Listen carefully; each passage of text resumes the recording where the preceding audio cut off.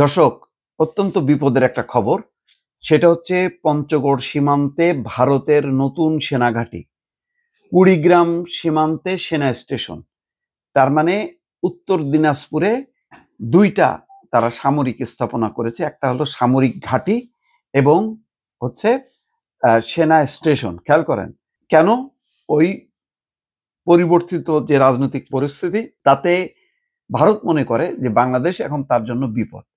আগে বাংলাদেশ ছিল তার নিয়ন্ত্রণে, বরং সে কিভাবে পূর্বাঞ্চলে তার যোগাযোগটা বাংলাদেশকে ট্রানজিট হিসেবে ব্যবহার করবে সেই চিন্তাটা ছিল।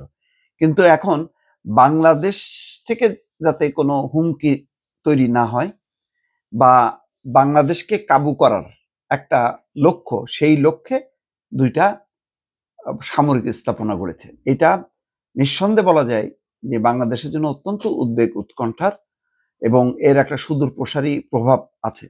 খবরে যেটা বলা হচ্ছে, বাংলাদেশে চলমান রাজনৈতিক অস্থিরতাকে সামনে রেখে ভারতের সেনাবাহিনী অতি অল্প সময়ের মধ্যেই পশ্চিমবঙ্গের উত্তর দিনাজপুর জেলায় নতুন একটি সামরিক ঘাঁটি চালু করেছে। পাশাপাশি প্রতিবেশী দেশের সঙ্গে সীমান্ত প্রতিরক্ষা জোরদার করতে আসামের ধুবড়ীতেও একটা নতুন সেনা স্টেশন গড়ে তোলা হচ্ছে। আপনাদের মনে আছে নিশ্চয়ই, কিছুদিন আগে নরেন্দ্র মোদী কলকাতায় সফরে আসার সময় তারা একটা সামরিক মিটিং করে, যেখানে সামরিক বাহিনীর ঊর্ধ্বতন কর্মকর্তারা, আইন শৃঙ্খলা বাহিনীর ঊর্ধ্বতন কর্মকর্তারা ছিলেন।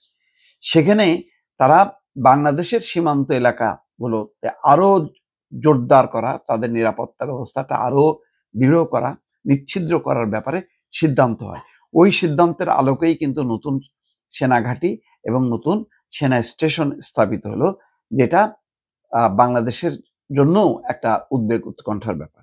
ভারতের সেনাবাহিনীর ইস্টার্ন কমান্ড এক্সে এক পোস্টে জানায়, lieutenant general R C. Tiwari, army commander, eastern command, Chopra defence ল্যান্ডে সৈন্যদের সঙ্গে সেখানে ঘাঁটিতে সাক্ষাৎ করেছেন। তিনি অল্প সময়ের মধ্যেই ঘাঁটিটি স্থাপন এবং কার্যকর করার জন্য তাদের পেশাদারিত্ব, অদম্য উৎসাহ এবং নিরলস প্রচেষ্টার প্রশংসা করেন। তিনি সৈন্যদের সর্বোচ্চ প্রস্তুতি বজায় রাখতে এবং উদীয়মান নিরাপত্তা চ্যালেঞ্জ মোকাবেলায় সক্রিয় থাকার আহ্বান জানান। ইস্টার্ন কমান্ডের পোস্টে বলা হয়, আর্মি কমান্ডার স্থানীয় এমএলএ হামিদুল রহমান সহ নাগরিক নেতাদের সঙ্গেও সাক্ষাৎ করেন। তিনি সেনা বেসামরিক সহযোগিতা জোরদার করে আঞ্চলিক নিরাপত্তা এবং উন্নয়নের একসঙ্গে কাজ করার উপর গুরুত্ব দেন।